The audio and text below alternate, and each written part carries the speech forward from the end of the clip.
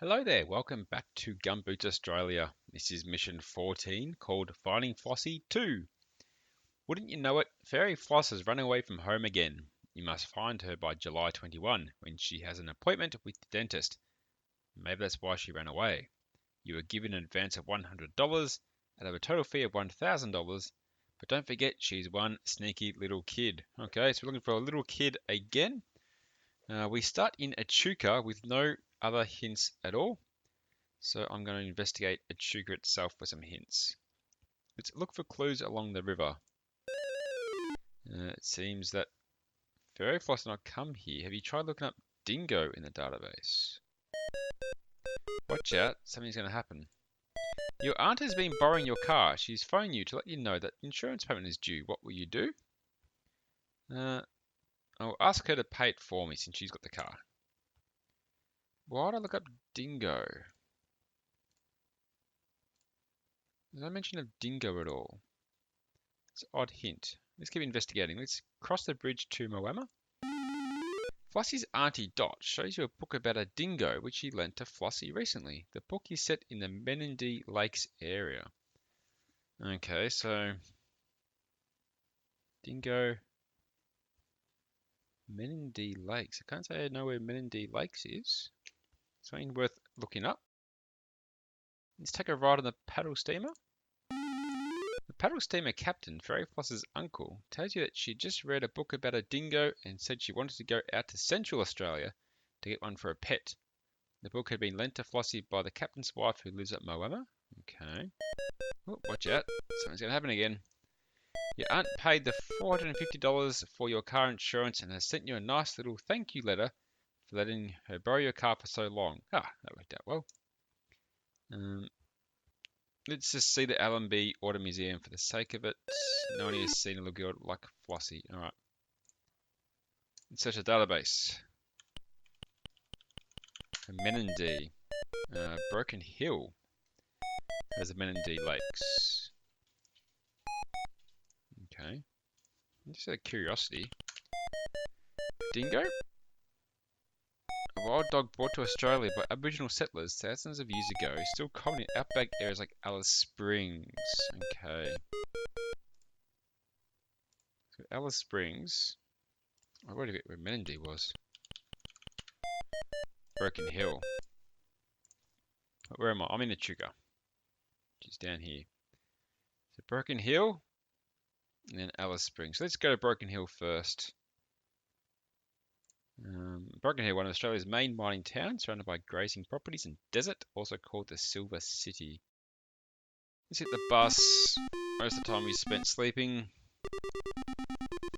Alright. Broken Hill, let's investigate this place. Let's catch the Silver City Express.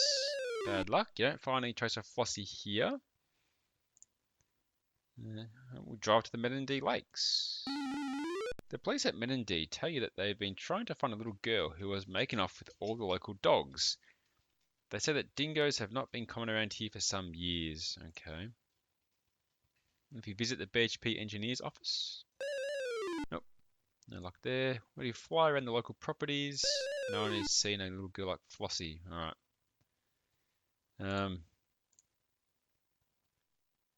Dingo. Alright, we're going to Alice Springs. That's the only other hint I've got, really. Alice Springs, one of the only large towns in Central Australia. Many tourists visit this town on the way to outback sites. This is jump on the bus. Finish a day and a bit of solid travel. Arrived in 4 in the afternoon. Oh, watch out, something's going to happen.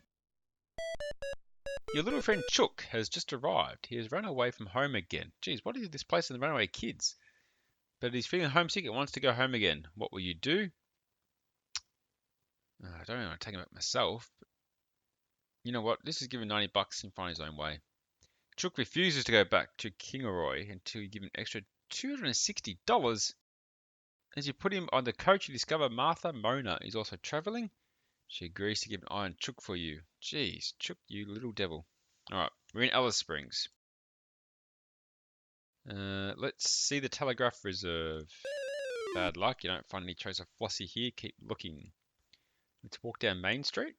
You You find a pet shop. The man behind the counter, who looks a bit like a dingo, remembers a small girl with a blanket who asked if she could swap a couple of tarantulas for a dingo, which of course she couldn't, because as you probably already know, dingoes aren't sold in pet shops. Watch out, something's going to happen. A lot of events this time. Someone behind you calls your name. What will you do? I'm guessing I'll turn around. It's an old friend from your school days. You chat for an hour. Okay. Let's check out the local hotels. You meet a truck driver who tells you of a red-headed girl who talked him into giving her a lift to Birdsville a few days ago. Okay, there's a hint. Might as well do the last one. We'll walk down the Todd River. Alright, Birdsville. Let's try and get there before it goes dark. Birdsville. Bus. I didn't even read the text because I was trying to get here before save a night of travel. Alright, it's 11:36 in the morning. Just for the sake of it. I can't do that. I'll read it later. Alright, so we're in Birdsville. This is where she possibly went to. Let's look for clues along the track. No one here has seen a little girl like Flossie. Keep looking. We can check out the race course. Bad luck, you don't find any trace of Flossie here. Keep looking. You talk to the publican. It seems that Fairy Flossie did not come here, Andy. Okay, let's go and see the bush nurse. The bush nurse, kind old soul, found a pet dingo for Flossie and was going to send her home on the next bus. However, that morning, Flossie, who had decided to go off with the dingo and live in the prison tree, put a rat in the cornflakes, and while the nurse was standing on a kitchen stool shaking with fright, Flossie and the dingo and the rat, escaped. Prison tree.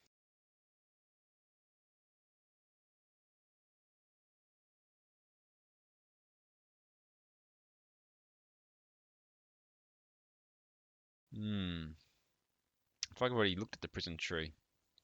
Was that last episode? Prison tree is in Derby, that's right. I went there last episode, I think, to Derby. Alright, let's head to Derby. Go to a new place. Derby it is. It's a small town which serves as the administrative centre for the West Kimberley region. The prison tree, a large hollow boab, is situated 7 kilometres from town. We've still got a week to go, so let's just take the bus.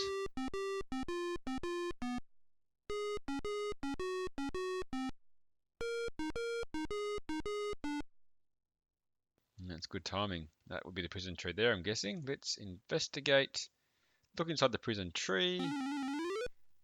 You find Flossie and the dingo and the rat inside the prison tree. You chase Flossie and the dingo and the rat around and around the prison tree. But they are too fast for you. As you lie in the dust gasping for air, you watch them jump on the back of a utility heading for the bush. Let's drive at the Tunnel Creek. On a property near Tunnel Creek, you see a utility heading back into town with Flossie and the dingo and the rat in the front. A grumpy station owner hands them over to you, saying that if you feed them for a week, he would be broke.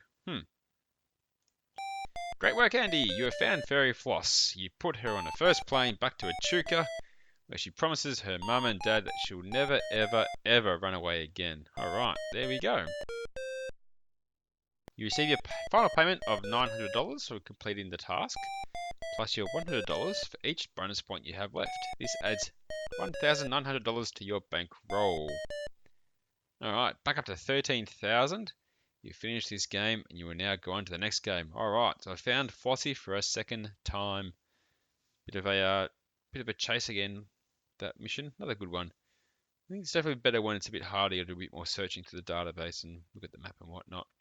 So that is mission 14 done. Thanks for watching, guys. Appreciate your support and hope to see you next time for some more Gumboots Australia.